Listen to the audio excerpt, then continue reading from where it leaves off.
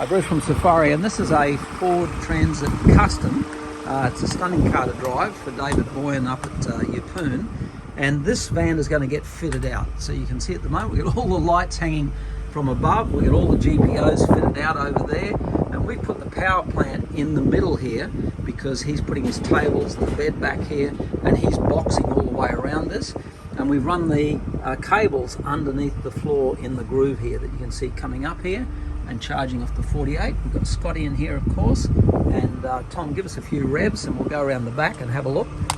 And so we've got the screen around the back here, and here's where we are now. We'll get up to about 2500 watts there. David, plenty of power going in, and you can now see it laid out in the back. So you can see we've got the switches, all the lights are hanging down, but this is all set for the do-it-yourself person to fully install. And I've got to say, how good's this?